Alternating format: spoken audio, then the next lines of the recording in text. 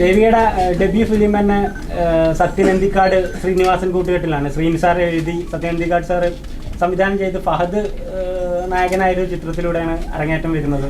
അപ്പോൾ ഒരു മലയാളത്തിലൊരു പുതുമുഖ നായികക്ക് കിട്ടാവുന്ന ഏറ്റവും വലിയൊരു അവസരം കൂടിയാണ് അത്തരത്തിലൊരു കൂട്ടുകെട്ടിൽ ഇറങ്ങുക എന്ന് പറയുന്നത്. ഇപ്പോൾ വൺസ് അപ്പോൺ എ ടൈം കൊച്ചിയിലേക്ക് വരുമ്പോൾ തന്നെ അവിടെയും റാഫിക്ക എന്ന് പറയുന്ന ഒരു ബ്രാൻഡ് മലയാളത്തിൻ്റെ ഒരു ഹിറ്റ് മേക്കർ തിരക്കഥയിലാണ് വരുന്നത്. നാദൃഷിക എന്ന് പറഞ്ഞൊരു ഡയറക്ടർ ഉണ്ട്. അപ്പം എന്തായിരുന്നു വൺസ് അപ്പോൺ എ ടൈം ഉള്ള സിനിമ, എങ്ങനെയായിരുന്നു അതിൻ്റെ ഒരു എക്സ്പീരിയൻസും അതിലേക്ക് എത്തിയതൊക്കെ എങ്ങനെയായിരുന്നു? ഞാൻ പ്രകാശൻ ചെയ്യുമ്പോൾ ഞാൻ ചെറിയ കുട്ടിയായിരുന്നു. അപ്പോൾ അത് എന്തായാലും അത് നായിക അല്ല, നിഖില ചേച്ചി ആയിരുന്നു അതിൽ നായിക. അതൊരു അത്രയും ആഗ്രഹം ഉണ്ടായിരുന്നു ചെറുതാകുമ്പോൾ ഈ സിനിമയിൽ അഭിനയിക്കാൻ വേണ്ടി. പക്ഷെ എങ്ങനെ അവിടെ എത്തുന്ന ഒരു ഐഡിയ ഉണ്ടായിരുന്നില്ല. പക്ഷെ ത്രൂ കോയിൻസിഡൻസ് ആണ് എത്തിയത്. അതിന് ഒരുപാട് ഗ്രേറ്റ്ഫുൾ ആണ്. പിന്നെ once upon a time in Kochi ചെയ്യാൻ ഒബ്വിയസ്ലി കാരണം റാഫി സാറും നാദിർഷ സാറും ഒക്കെയാണ്. പക്ഷെ അതിൻ്റെ കൂടെ തന്നെ ക്യാരക്ടറാണ് സ്റ്റോറിയാണ്.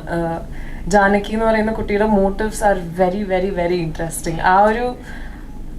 ആ ഒരു പോയിന്റ് ആയിരുന്നു ഏറ്റവും ക്യാപ്റ്റിവേറ്റിംഗ്. പിന്നെ അതിൻ്റെ കൂടെ തന്നെ അത്രയും എക്സൈറ്റഡ് ആയിരുന്നു റാഫി സാറിൻ്റെ കൂടെ വർക്ക് ചെയ്യുക, നാദിർഷ സാറിൻ്റെ കൂടെ വർക്ക് ചെയ്യുക, അർജുൻ ചേട്ടൻ, മോഹിൻ ചേട്ടൻ. അപ്പോൾ സത്യൻ സാറിന്റെ ആകെ ഞാൻ അതിനു മുമ്പ് സത്യൻ സാറിന്റെ സെറ്റിൽ മാത്രമേ വർക്ക് ചെയ്തിട്ടുള്ളൂ.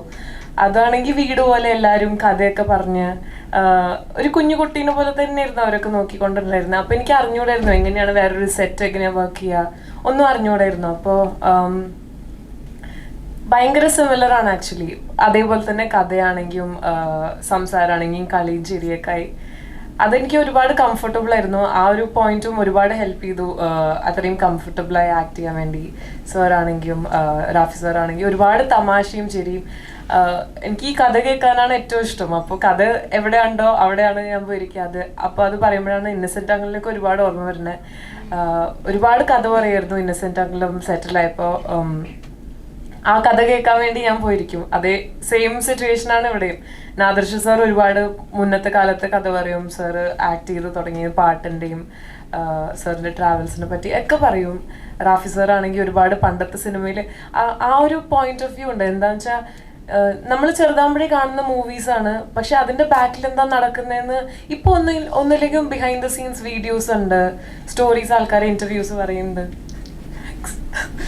അപ്പോൾ അപ്പത്തെ അതിനെപ്പറ്റിയൊന്നും അറിയില്ല. പണ്ടൊക്കെ ചെറുതാകുമ്പോൾ മാഗസീൻസിലൊക്കെ വരുന്ന എന്തെങ്കിലുമൊക്കെ അമ്മയൊക്കെ വായിച്ചിട്ട് പറയുന്നതല്ലാതെ ഒന്നും അറിയില്ല.